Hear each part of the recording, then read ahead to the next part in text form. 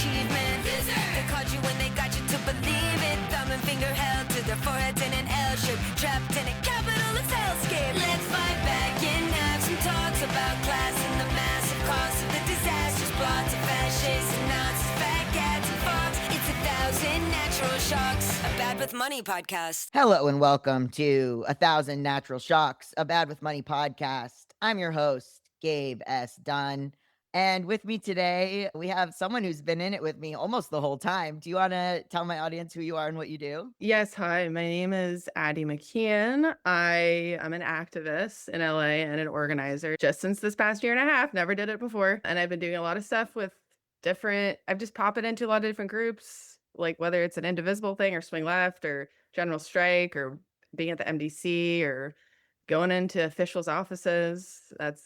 That's what I'm doing. And I also worked on a congressional campaign too for a little bit, but he lost. So here's a question, because you are more involved in this aspect, which is going to people's offices. Mm-hmm.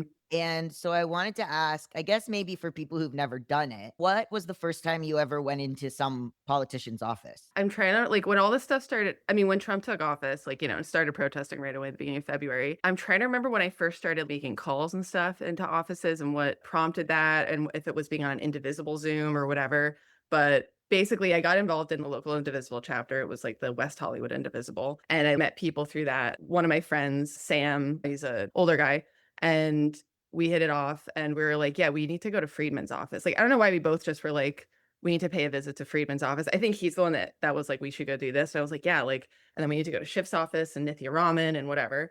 And so we did. And it was literally the first time I did go to an elected official's office. It was the week before everything broke out in LA in June. He's like, all right, I'm going to pick you up at this time. We're going to go up to her office. We're going to just go in person. And it wasn't like I had thought anything of it. Was like, yeah, we're just going to go to the office. We know how urgent this is. And we went in. It was like maybe a Tuesday or something. So this was June 6th, 7th, 8th was that weekend. So we went in earlier in the week and it was he and I, we went in the morning. It felt like an episode of Curb Your Enthusiasm. We went in and we're like, hi, yeah, we're two concerned citizens about what's going on. We'd like to talk to somebody, paraphrasing. And we talked to one of the younger staffers, some guy who's probably in his late 20s, early 30s. And we basically were just probably in there for 30 minutes to we were just like, things are really bad. Duh. You've seen all the stuff that's happened. We've been very frustrated by our representative. She had a town hall, which was totally useless in April, and she didn't answer anybody's questions because, as we know, they just screen questions ahead of time and they don't want to actually answer real questions. A lot of us had written in and we're just not getting responses that we want. We're not seeing her at places, blah, blah, blah. And we're like, what is she doing? Why isn't she just back in her district? Why aren't the elected officials getting together? Why aren't they convening and forming coalitions across different levels of government? Why isn't she getting together with all the Congress members who are Democrats in Los Angeles? It's just simple, to us, just seems like simple, logical things that we were all wondering, why didn't it happen at the beginning?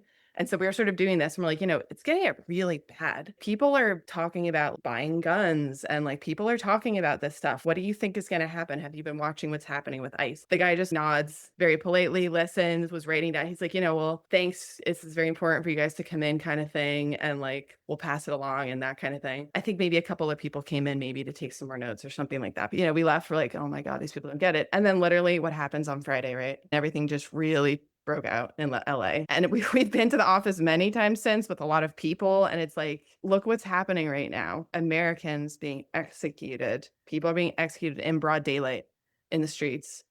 And they still don't get it. Can you explain? Laura Friedman is a representative out of Los Angeles. Yes, she represents the 30th district. It was interesting because I tried to get in to going to people's offices. And it is a real brutal time emotionally to go into someone's office, to have this idea that people are there to build and help each other and that you as a constituent can come in and give your ideas. I don't want to discourage people, but to have been met with what we've been met with was really bizarre to me. I was thinking a lot about how even now, throughout this entire thing, elected officials and their interns, staff, delegates, whatever, they will say to us, well, you need to come in with ideas and you need to come in with policy ideas and action items. And it's been sort of wild because this is not our full-time job. I was Yeah. confused where I was like, what is your job then exactly? Yeah. Because this stuff is happening out on our streets, and maybe a town hall once a week would be interesting. Maybe something where you acknowledge that this is unprecedented and that you can put aside whatever personal beef you have with another Democratic politician, or you can cast aside the normal way of doing things in order to come up with something more adequate to fight what's going on, because they're not acting as normal. And it's been strange to be treated almost like pests. Yeah. Yeah. But you keep going. Yeah. You want to get Laura Friedman on the podcast? They're so scared of us. You are in her district too, right? Yeah. Yeah. I could, I mean, the thing is that they are so she'll never scared come of on. us. She'll never do it. I used to have, before all of this, let's say during Trump's first term, Mhm. and then during Biden, even more so during Trump's first term, I had a lot of different congressional people and representatives on the show. They were way more open to coming on the show. I had Nithya, I had Right. Nemesis, I had Hugo. These were all city council members in LA who would definitely not come on the show now. I had Representative Mark Takano on twice. I've had people like in politics. He's in Riverside. People in politics used to come on the show quite a bit. Now they simply don't wish to. It's like the same thing with people speaking out too in Hollywood too, but it's like the same as it's the same analogy as like the first Trump administration, where everybody was fine to be outspoken about Trump as a Democratic official. I mean, I'd have to go back, I guess, and see like what people were really saying, but it felt that way at least. And now it's just like it's been utter silence. And it was like that from the beginning. It's not like, oh, now they're scared and they're not talking, but they could have talked at the beginning and they didn't. But yeah, it's like to go into the offices and be met with just such, you feel like you're being gaslit because you're like, wait, am I crazy to be coming to an office to talk about how crazy things are and that I'm not getting a response and they're just treating it like normal? Am I being crazy? Am I being hysterical? Like, no, of course not. This is insane. I'm trying to remember if people told us that in Sacramento in terms of like, give us action items and ideas, which we did. And we gave them specific legislative demands. We gave them a long list of stuff. But like when Eddie and I and a bunch of us, we also went to some offices in February after we went to Sacramento. We went to this, I think it was Senator Caroline Menjivar's office. And the woman who was working there was very nice. And she was really listening to us and stuff and was more engaged than others for sure.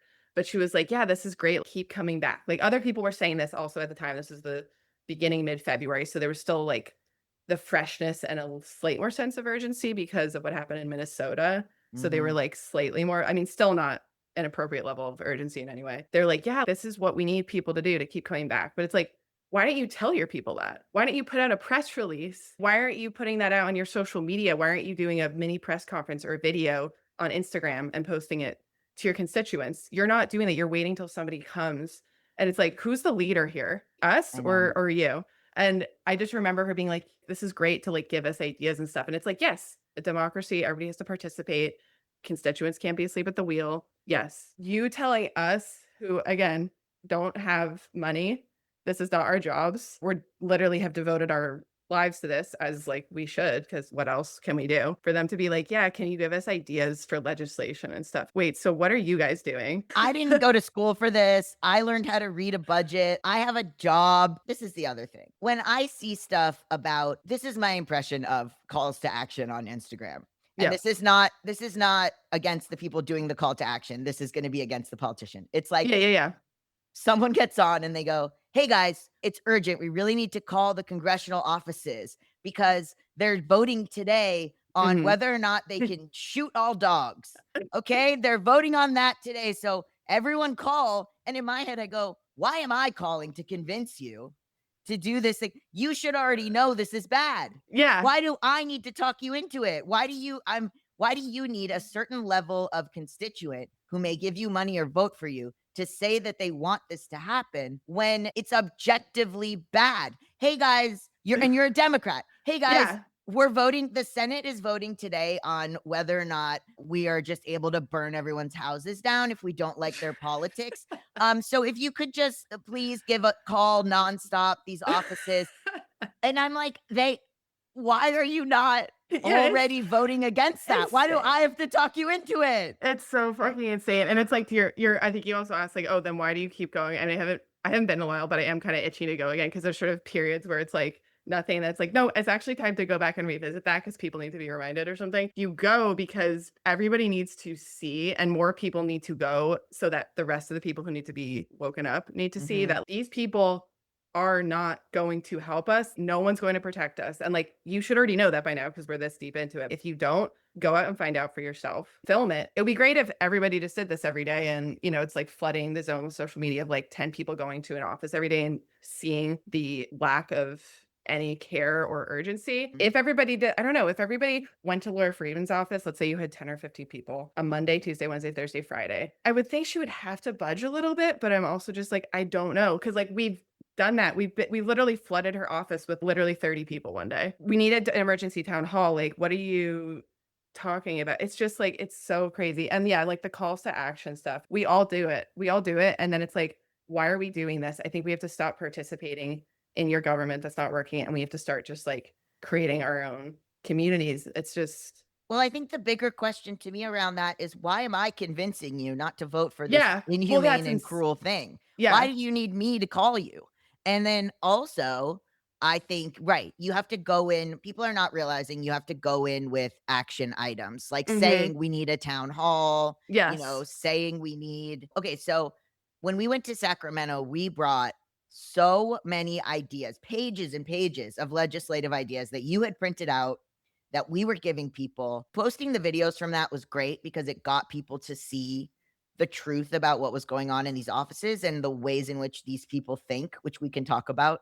Yes. Um, but it also was interesting to watch people comment, well, you need to be bringing them ideas. But in the video, you can see and hear you handing them pages of ideas. Right. And then someone will respond and say, well, you can't just go in there. You need to like give them ideas of what to do, which you can Which see us doing. oh my god. Yes, absolutely. The more you do it, the better, right? That shouldn't have to be you should just be able to be a concerned citizen and go into your office and say, "This is happening clearly," right? Like you're watching the news, even if you're just watching MSNBC or MS Now, you see what's happening. So if you were just at home watching MS Now, I think you would be alarmed and Mhm. want to do something, right? So assume you guys are watching that. Why are you treating us like we're crazy? But yeah, it's like we shouldn't have to be giving you these things. But okay, fine. Our government it's crumbling. The Roman Empire is crumbling. It's decayed, and the people have to sort of create a new government now. We're going to be the ones participating. Hey, Yeah, politicians, have some imagination. creativity. There's no creativity in anything. The other thing is I wonder sometimes about we're going in there about all the ICE raids and trying to figure out if there's more we can do for Sanctuary City, if there's more we can Mhm. do to impede ICE or to eliminate LAPD's collaborations with ICE. We have these action items. And then I worry that we go there and they treat us exactly the same as the person who shows up and is like, I need you to stop the alien abductions. You Right. know I what I mean, mean? Like, I wonder if they've put us on the same level mentally as people who come in every single day to yell at them about how the grass is telling them to kill people. You know what I mean? Like, I get it. So I'm like, did they see us as that level, right? When you go to city council and yes. you have a bunch of urgency about how you watched LAPD shoot someone's eye out and you watched LAUSD, these are all real, and you Yeah. watched LAUSD fire a teacher for allowing students to go to a protest that you are Yep. then saying the protest was good at city council with a member of LAUSD, the school Yes. district, in a turn of events that makes my brain boil. So we're saying that. And then, someone will come on right after that and it'll be like that very tall Chinese man who tries to tell everyone that he's transgender and says a bunch of transphobic stuff. I wonder if they tune out because it's the same to them. Right. We've still been trying to get in their mindset this past year and a half of, okay, how are they not seeing this? And it's like, okay, yes, we understand we're all at different jobs, different levels. Like we're in a sort of bubble that we've seen stuff and we're like kind of an echo chamber. None of us were doing this before. None Mhm. of us were like super leftist activists. I wish I had been. I feel guilty about not being more awake about a lot of this Mhm. stuff, you know? It was just sort of like a natural reaction, like the moment he took office and they started doing this insane shit. I mean, the way they were leading up to the elections, obviously with the rhetoric and stuff, we were like, holy fuck, this man cannot be elected. But the Doge stuff the first week, the whatever rhetoric it was about immigrants and like everything, and we're like, okay, there's got to be a protest somewhere. Let's go. I was like talking to people at work and I'm like, why is no one getting this urgency? And I'm like, that hasn't changed in a year and a half. It's been as urgent. And it's like, okay, you know, you're in an office, you're a little bit more closed off. I've tried to like get in the head of that and see how I'm like, oh, I can see how you aren't seeing everything. But then at a certain point, at least a little something. I'm not It's expecting. all over Instagram. Exactly. And these people are all over Instagram and they have interns who are all over Instagram. And you have seen a handful of some elected officials scattered around the country a couple of times, right? So it's not like there isn't one person who hasn't done this. And it's just, I just don't understand what you think your future will be when we don't even have a government or a country. It is their job to discern between who is bringing them legitimate problems and who isn't. You Yes. don't have to treat all of those people the same. And that comes back to what I'm saying about having to call and tell them not to vote yes on shooting grenades into the sky till we blow up the moon, which seems obvious to vote no on. Yeah. So it comes down to me saying, well, it's your job to discern between whether what I'm saying when I'm emotional about witnessing LAPD and horses and LASD beating the shit out of people versus someone coming in to waste your time. Yeah. You have to be able to discern that. Yeah, I think they're smart enough that you can discern a crazy person from somebody who's like actually speaking sense and is conveying a sense of urgency and is articulating what they're talking about. And it's not just crazy ramblings or something. And also, there's photo and video evidence that you could look up on the internet that you are definitely aware of and have seen. My concern too, we're not just saying abstractly, me and Addie. My No. concern is go to the detention centers. When someone says, I went and I finally got in, a representative, go back the next day. Go back the next day. Go Right. back the next day. Right. I thought maybe a bunch of city council and representatives, this is dumb, but go to the detention center, all hold hands in front of the gate and block the cars from going in. Yeah. Why people chain themselves to trees. I don't understand why, but there's this, I think,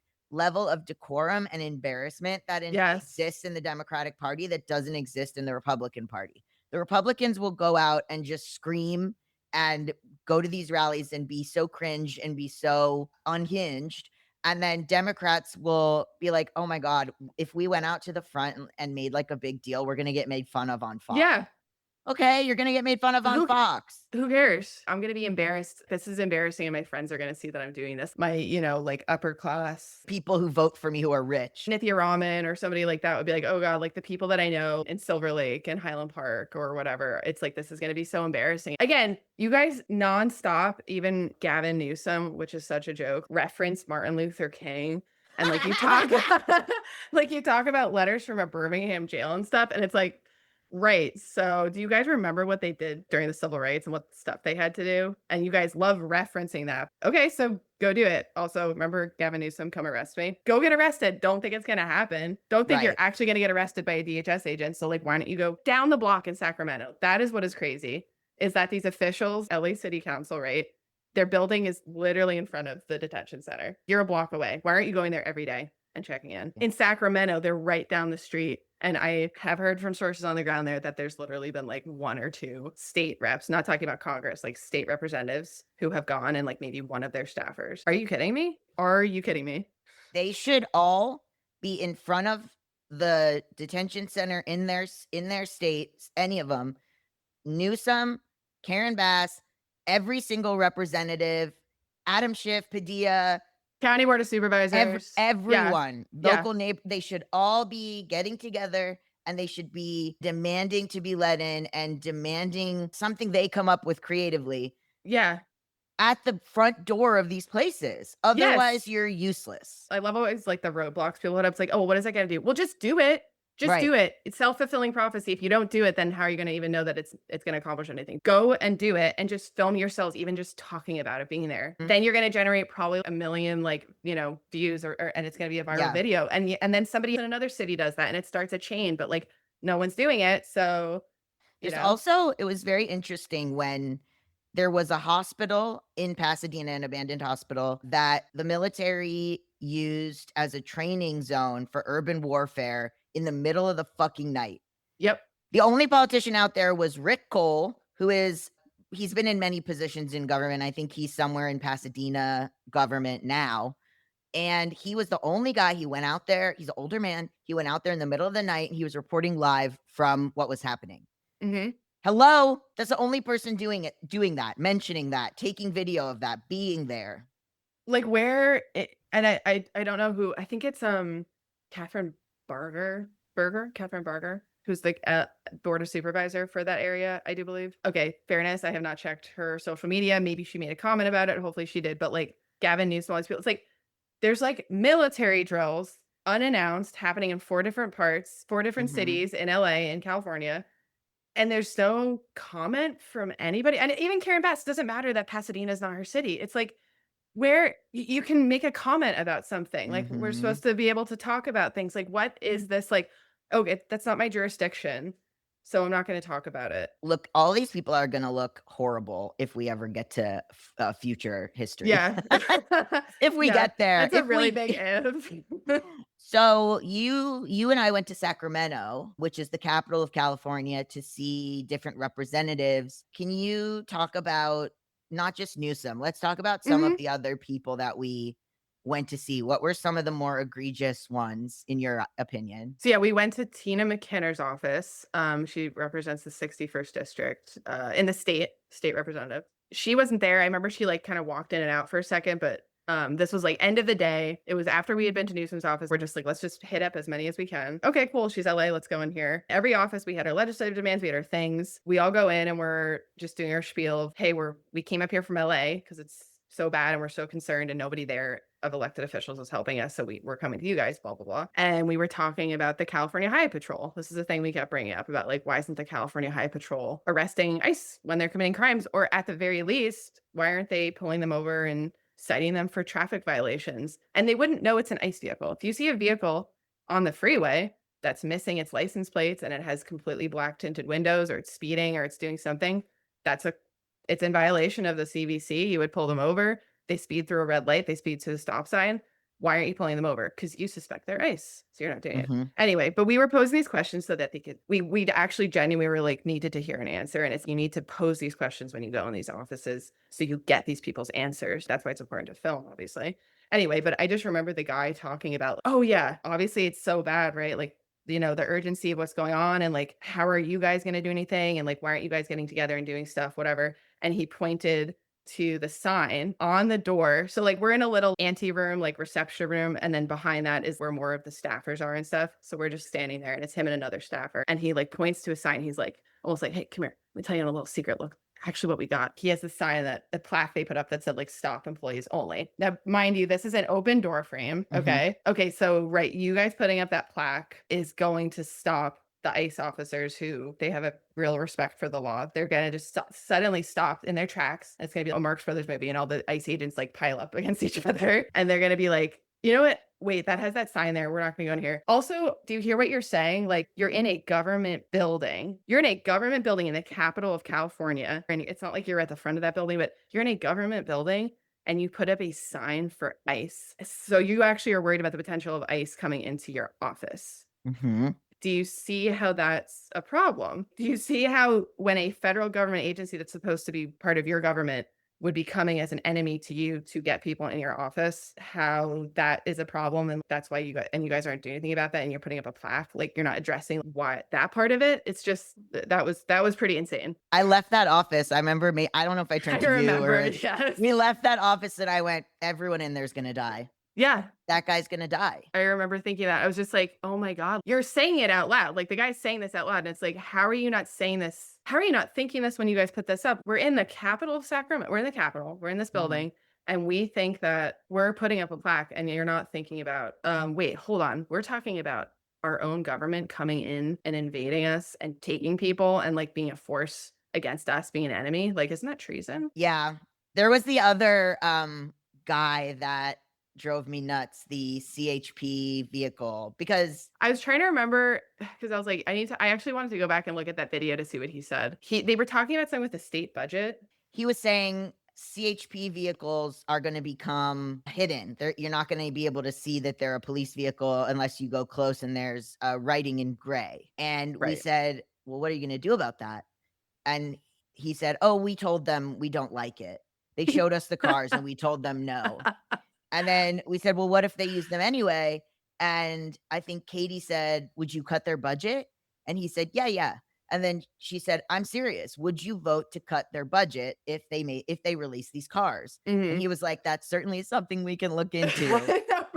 And then I was out in Temecula with my parents and I saw a couple of them already going around Right. in that area, which is a very red area. So I'm sure they got the go ahead. Also, I went, oh man, they're gonna die.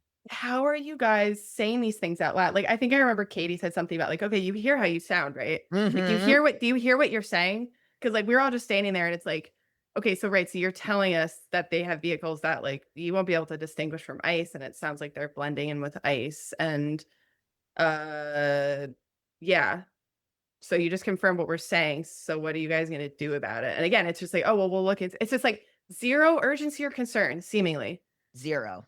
And but you put that plaque up on your wall, so you guys must be aware of something. So I saw Laura Friedman back in, I think it was the beginning of February.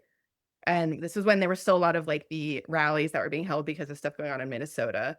And Mhm. she popped in at the end just because she was on her way to something else, just to like, hey, I'm here. So it looks like I was here for a second.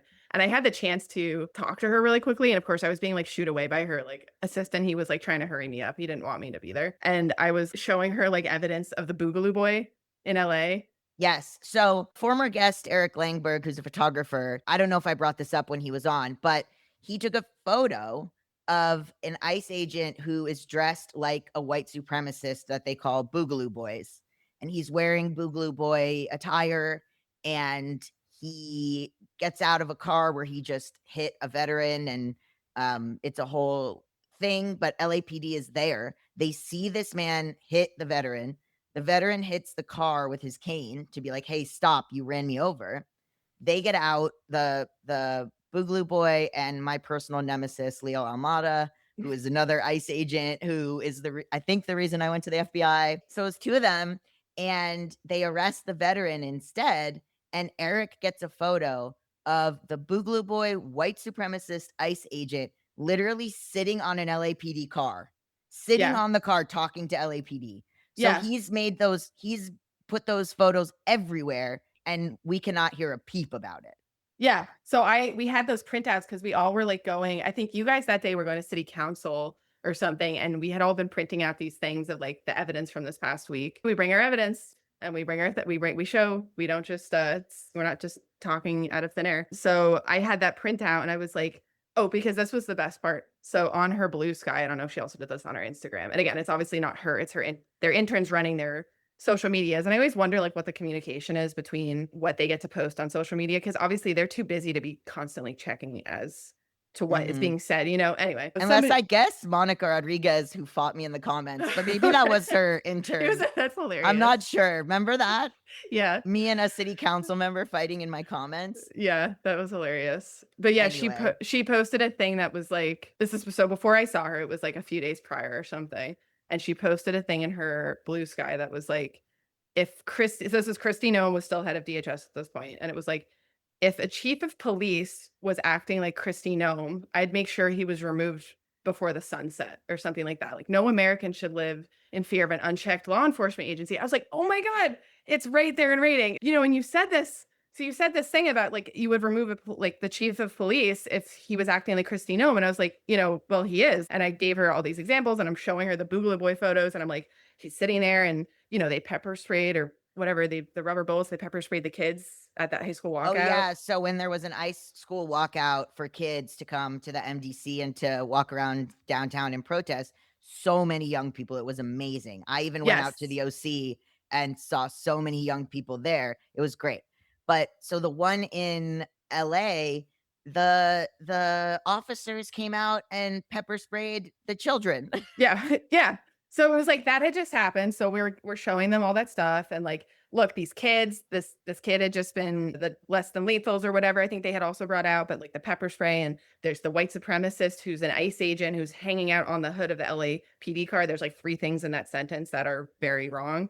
Mhm. And she just kind of was like, didn't know what to say, obviously. And she's kind of just like doing her like robotic wind up. Well, in Congress, we're trying to something about DHS and we're reining them in and whatever. She was not answering the question at all. It was just like she just threw out her robotic statement. I could have just been saying gibberish. One, you still haven't even said abolish ICE. She emailed me like a response, her intern, to something about I called up about ICE, about some awful kidnapping in Glendale last week. And it's just like, you still aren't even saying abolish ICE, which is literally bare minimum at this point. This is in February, though, not saying abolish ICE. All the stuff in Minnesota had been happening. All the stuff in LA was still happening and has been happening. You know what? I think she's like scared. Head is in the sand. And I really saw she's not going to do anything. I sort of knew that, but I was like, I have my head in the sand and I'm just going to keep pretending like my job matters and me doing like legislative performative bullshit matters. I'm just not going to do anything. And I'm afraid. That's the body language I was getting. Yeah, because again, I reference all the time Hitler's Night of the Long Knives, where he went and just killed every one of his opponents. I don't think we're far from that.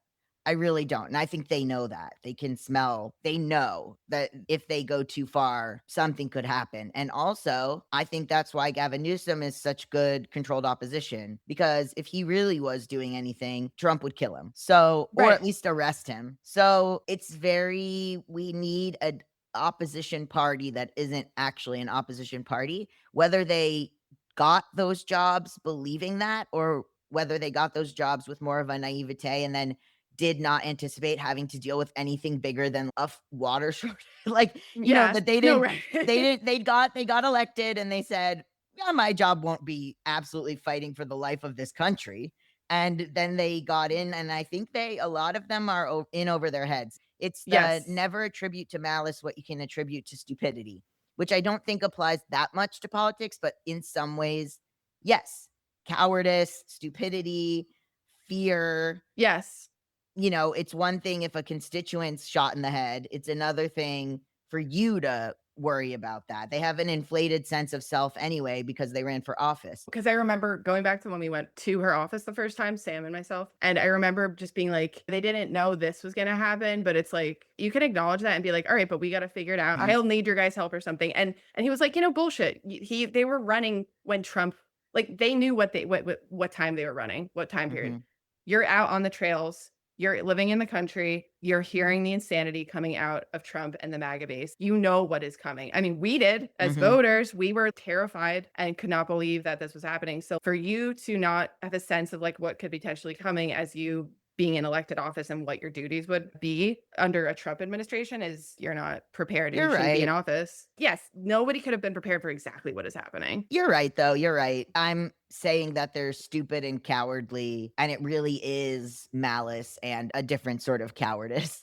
I think no, I think it is still more cowardice. I think it's more that. So, okay, so then we go to Gavin Newsom's office. How was that experience from your side? We went in the morning and then we were like, hey, we're coming here from LA. Like, we're really concerned. We want to come to the Capitol because we're not really getting help, blah, blah, blah, from our local officials. And is there somebody we can meet with or whatever? I'm paraphrasing, but I think that was basically what we said. And then she was like, yeah, there's somebody. I forget if she said his name, Adrian. Like, you guys can come back in like a couple hours or whatever. Here's his name. And yeah, see you in a couple hours. She was very nice. And also the office was very big. And it wasn't like, I wouldn't say it was like intimidating, but it was just like, you don't get to go into that office. There's like these glass automatic, well, you have to like have a card to tap in and stuff like that. But it's a totally wide open view, but you just have to stand behind this barrier. So then we went to a budget meeting where they were talking about some emergency stuff. We're like, oh, okay. Yeah. Emergency budget plans. It's like, yeah. Okay. So are you guys planning for like this kind of emergency? Anyway, and we went back up and then Adrian was there, Director of Constituent Affairs. And we were like, very nice again. We're like, hey, we're from LA. We're coming here because we've been to our Congress people. We've been to the Board of Supervisors, mayor, city council, police commission meetings. We're not getting any help. Things are really bad. I mean, you saw what just happened. Obviously, they know what's going on in Minnesota. Newsom's supposed to be our fighter and stuff like that.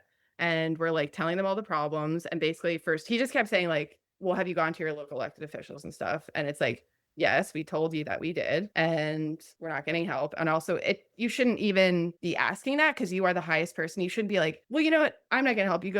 You should be at least offering the help first and being like, okay, here's what we can do here. And then you should go back and do that. We already did that, but like, that's how you should be taking that. Anyway. So he was just like dismissive of us. He just kept saying like, go to our local officials, go to our local district offices. And then we brought up this California Highway Patrol thing. And we were like, we're just wondering why. We know the LAPD is working with ICE, so we're not going to get any help from them. We didn't really talk about the sheriff too much, but we know that that's not really going to be a useful avenue. But we're like, okay, California Highway Patrol, they're supposed to be the better ones. And they're the top law enforcement agency, and that's the statewide agency. They have control over everything technically. He was like, well, you'll have to go and check in your local precinct, Okay, well, first of all, we know the California Highway Patrol has helped in suppressing the ICE protests and raids, and there was already stuff going on at the end of December, I do believe, with them helping ICE, and definitely earlier in the year in January and February, where they literally like escorted an ICE vehicle or let an ICE vehicle come onto a CHP parking lot, and they stopped an ICE patroller, like rapid responder, and they pulled them over for missing the front license plate, but won't do it for ICE. Yes, there's a video of this. Anyway, but we were just posing these questions like, well, why aren't they pulling them over for like basic traffic violations, right? Like, because there had been a couple of instances where somebody called like a tow truck, I think, on an ICE. I don't know if it was in LA. I forgot. Anyway, there were like a couple of instances of that circulating on social media. Why aren't they just doing that? At least it slows down the process. It's not jailing them or arresting them for their crimes, but it's at least something. And it just slows it up. And it's like, hey, you know what? Somebody hears about that. And it's like, oh, maybe I'll do that too. Maybe another officer does that. And it's like, they give a little courage to do it. But yeah, he just wasn't hearing that. He wasn't having any of it. They couldn't answer anything. He could not answer anything on behalf of the office or himself. He And he's also like, seemed extremely annoyed with us. oh, he was extremely annoyed and defensive, and he got more defensive. And again, we weren't really like escalating anything. We obviously were just getting more like, as he was getting more defensive or just like not very helpful, we were like, okay, but we're telling you this and we're trying to convey a sense of urgency. And he was just getting, more defensive and more like, you'll just have to go back. And like, that's your opinion. I mean, I can't say. Oh God. Yes. Yeah. When like he told us, when we were talking about some stuff that had been going bad that we had evidence for, and he said, that's your opinion. Oh, because we said, why isn't Gavin Newsom doing anything about X, Y, and Z? And he said, that's your opinion. Yeah. And it's like, okay, I know you are working in the governor's office. You have to be watching the news. Like, I know you're not living in a bubble. The news was on behind us. Right, the news was on. I guess it's one that they don't care, and it's the complicity, but it's two, just like, oh, I'm in this office and I can't say anything to these people. I have to just say, I don't know, I can't speak for anybody, and I'm just gonna hear you. Who's gonna report you for saying, yeah, I know, guys, it is such a crazy time, and our office is trying to do, like, there's not even that. There isn't. No, it's that. gaslighting. Yeah, it's was gaslighting. Like, and it was just the defensiveness and then the CHP stuff. And so they wouldn't answer that. And he's like, you have to go to your local precinct. We said, okay, so we're going to go to CHP local, which, by the way, I did. California. So it's like, right, so it's anywhere. So you could do, and you're in charge of them. Why can't they enforce traffic violations? You don't know that car belongs to ICE. The person in it is not wearing like a uniform. Maybe their face is covered. That's a kidnapper. Like, what are you doing? And I remember a while ago, there was a ICE vehicle that I saw in West Hollywood with no plates. And I called the WeHo Sheriff's Department and I said, hi, I'm looking at a car with no plates. That's illegal. If you guys can come down and check it out. And they were like, what? And I was like, a car with no plates. And they said, okay, is it parked somewhere? And I was like, no, it's going down Santa Monica right now, though. It's about to pass the sheriff's office. And they were like, oh, okay, well, let us know if you see it park. And let me tell you, WeHo gives out parking tickets. Yeah, like it's nobody's business. Yeah. So I played dumb. Like I didn't know I was reporting ICE. And and I was like, what do you mean? It's a car without a license plate. Like, what do you mean? We were kind of playing dumb, but also not. Well, we know pretty much we're not going to get help, but let's just throw it out there and see what their answer is, kind of thing. But it was worth it for the videos, for people to see that nothing is to see that people are trying and that we're being met with nothing. Yes. Because people don't believe it.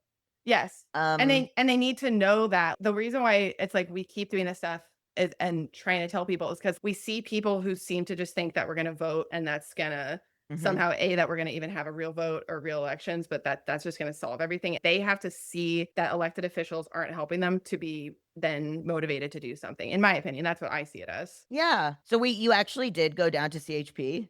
Yes, I went to that also with Sam, my trusty sidekick. We went to the CHP precinct, which is downtown, and we went in and we had, again, like list of things, not expecting to really get to them, but just to have it. At first we were just like, yeah, like, we're just concerned. We've been to places. We went to the governor's office. They told us to come here. So we wanted to come here and we're following up. So obviously the guy with them was immediately kind of like on his guard. We just mentioned the like basic sort of traffic violation sort of aspect of it. I was like, aside from the fact that they're committing crimes, like what about just the traffic violations and and he basically was like, well, that's, we can't do anything. That's like federal government and that's their, policy. Like I was like DHS. And he was like, yeah, like basically like, oh, if that's their policy, that's their policy about like the masks. It's not. Speeding. I literally said something like, obviously, if they were doing like these are in violation of like the laws and state laws and stuff. He's like, but if that's their operational policy. Oh, I brought up the missing plate thing. And he was like, well, if that's their operational policy, like that's definitely not true. First of all, look it up. But first of all, we have an illegal federal government, so we shouldn't be listening to them. But like, I'm like, I don't think this sounds right. And I was like mentioning that. And then it seemed like he was just sort of blustering. But how do you know that is ice? Exactly. And then I said that, and then I was like the speeding thing through stop sign. And he's like, oh, well, but he said literally that's their operational policy. They're allowed to speed like 100 miles per hour through a stop sign. And then I thought about it after when we left. I was like, wait, they don't know that they're ice. Like that's a bogus answer. If I have a car, I take my license plate off and I wear a mask and I drive around, I could break every traffic law. Yeah. After a few minutes, again, he listened to us and stuff. He clearly wanted the conversation and he started like stacking papers and like walking around behind the desk, kind of like clearly wanting us to leave and did not want to hear any more from us. And again, very cordial, very polite. We dropped off the thing too that was like the memorandum that or the bulletin that Newsom and Bonta had issued like a week after actually we left Sacramento. And it was like, just a reminder to state law enforcement, you have the authority to investigate crimes committed by federal agents. Alex Peretti was shot and then they like issued that. And okay, like they're not literally doing anything. They're just saying like, by the way, reminder, this is the law. So they're not doing anything, but like they said it. Here you go, California High Patrol officer. So whatever you just said is total bullshit. Also the level to which they're not talking to each other. Not that they all have to go out and hold hands in front of the MDC. No, yeah. But they're not even speaking to each other. When mayoral candidate Nithya Raman, DSA progressive, said that she doesn't think LAPD is collaborating with ICE. When did she say that? Are you kidding me? It was very recently. Nithya, you have cover because there are literally state representatives who pass laws because they know like police are working with ICE. They literally have like 5 laws that they're trying to pass, which again, who's paying attention to that? Because there's so much stuff. I don't even know what laws have been passed this session. But like they literally have moonlighting, ban police officers from moonlighting as ICE agents. They have the no mask law, the no vigilantes act. Like, what are you talking about? Okay. So this is in the LAist. LAIST. I want to look this up. .com. And she's being interviewed. It's from April 2026.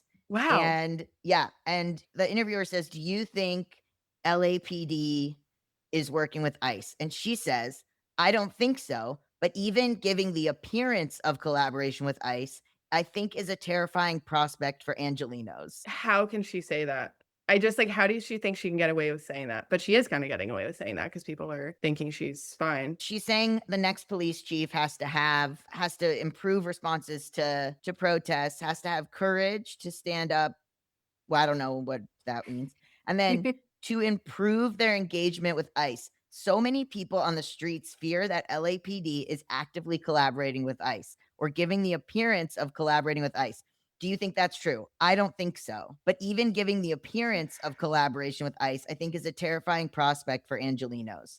And I think we have to be able to push the department and audit the department as our sanctuary city policies say, and make sure that no data is being shared with ICE and that they're not actually engaging and harming people who are on the streets, that are potentially putting people who are on the streets of Los Angeles out there protesting, or people who are immigrants who are undocumented at risk. Well, too late for that. This was the same week the person admitted in the police commission meeting that they are collaborating with ICE, but they're not doing immigration enforcement. they're helping them in other ways. That's right. I kind of remember that, but I was not aware of this interview somehow. But it's also just like, oh, she's saying it, it's like, oh, I'm going to say this because I myself have not literally been there as an eyewitness. So I can't say, but Nithya, if you're paying attention, you're in city council, LAPD chief, you should be paying attention to. He went on TV saying he would not enforce The state mask law. legislation. What are you talking about? Here's the Like, other thing. It's the same embarrassment that politicians have, which is if I'm an LAPD officer and I say, hey guys, this isn't right, and I push my little glasses up on my nose like a nerd, they're going to either beat the shit out of me, they're going to make it real hard for me to keep working there. I'm talking about my fellow officers. Either way, it's going to be a bad time for you. There's no incentive to do anything. I've said this before, but I was in a thread on Reddit that was like an ACAB thread, and one person said, well, I'm about to become a police officer and I'm doing it for the right reasons. And you can bet that I'm going to call people out and I'm going to be a good cop. And I was like, I really hope so, because you'll be in the face of your colleagues and coworkers and you'll have gone through an academy. And I do think that it's going to be hard for you to do that because you have to see them at work the next day. And he said, I'm going to try my best and I really am going to do it. And if I can't, I'm going to quit and go back to my old job. And I said, I hope so. yeah, I hope so. I hope there are people leaving. I mean, we know that they're like desperate to hire people. So I do hope there's some of that. Or these people, they're trying to like not get involved as much as possible and like just stand there, do their job, and then like be able to leave very quickly. It's wild that the media is not talking about this aspect of it at all. Nobody touches this except for like very independent media. Well, this all comes down to rule of law. Everything that we're in right now is rule of law. And it's like, there is no rule of law from our federal government. So it's up to the states to enforce the rule of law. If there's no rule of law, like there's no society. It's just complete chaos. Well, we have a problem because people are committing crimes, AKA DHS ICE, and you have law enforcement officials who are not holding them accountable. And we have officials who are not holding them accountable. I mean, the city attorney and like city council, I think, could be doing stuff about prosecuting ICE committing crimes in LA County. City attorney is prosecuting people who were protesting. Yeah, but the fact that it's not being discussed in the media is crazy. And the fact that like in other states, that literally it is law enforcement that's not ICE and DHS carrying out some immigration raids. Yeah, they're going to all be merged. They want them to anyway. They are. Yeah. And CHP making those cars invisible is quite similar. They're going to look like ICE vehicles. Yeah. And they're the ones that wrote in about the no mask law and maybe the no vigilantes law too. Like when that was being drafted, they are the ones that wrote into Newsom's office. It was like the Peace Officers Association and the something else, something that's like California Highway Patrol, like police union kind of thing. And they wrote in to be like, this law is too much or whatever, blah, blah. So clearly that's why Newsom removed it. So he is just kowtowing to the MAGA police department. What's the last office that you visited? Most recent? I'm like, have I been to Laura Friedman's office since we got back from Sacramento? Because we went to Sacramento again when you weren't with us in April. I guess maybe the question is, have you changed? Because I know friends of ours do still really rally around politicians and trying to talk to them and this kind of thing. And I, as your friend, have also witnessed possibly a more disillusionment occurring with you. So do you think that you've changed in your thought process? Yeah, in terms of like going to their offices now and like doing a different strategy. Yeah. Yeah. I mean, yes, definitely. Because we were going regularly. And again, the easiest one to do is we were going regularly to Laura Friedman's office because it's like right in our neighborhood, in our district, whatever. And after a while, it's just like, why are we coming here anymore? This is a waste of our time. It is not productive unless we have 100 or 1,000 people. Still, I don't even know if that makes a difference because we have had that many people outside, not going into our office, but like outside. And it's like, if this isn't changing things, we have to just start organizing amongst the people that are already doing stuff. We cannot go to our elected officials anymore because they're not doing anything and it's not productive use of our time. That's why the whole general strike thing. And it's like, there's too many calls to action. There's too many bills to keep track of. There's too many ICE raids going on. We can't be in 50 places at once. And like for me to be calling up or signing a petition for them to not do something, it's like, this is useless. This is basically not done anything. Yeah, if there's a million people, but like, so it's like, that's why it's like, okay, let's organize in the community and like figure out how we're going to do this. Cause that's literally, it is that we literally have nobody backing us. It's so insane. I'm sure that's happened to me as well, but it has been like a steady radicalization of you since I met you. It's crazy. It's like maybe we should go into some offices, cut to, we gotta burn society to the ground. Yeah. It's really just like it's so quickly. Wow, okay. Like, yeah, people like a lot of people have known this. They know this 10 years ago. Now we're all finding out. Addie, I know you don't have social media really, but where could people find you if they wanted to? Or what would you like to leave the population with? Let's see. Well, Blue Sky, if you're worried about suppression on Instagram, I'm on Blue Sky. Wake up Los Feliz. But what I would like to leave the population with is seriously think about everything you have witnessed in the past year and a half if you've been paying attention.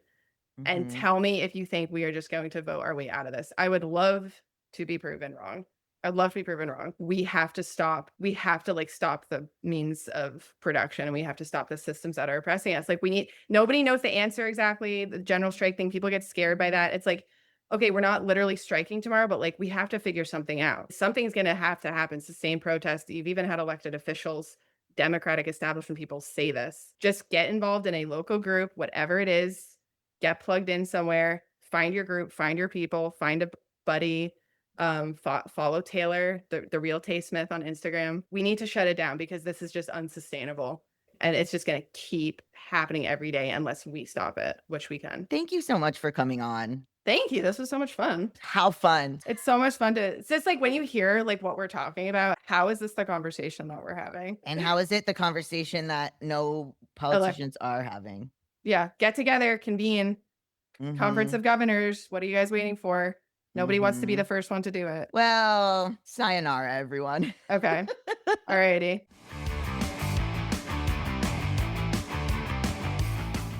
A Thousand Natural Shocks, a Bad with Money podcast is hosted by me, Gabe Dunn, and edited by me, Gabe Dunn. Theme song by Zach Sherwin and Sam Barbera. Love you guys. Bye.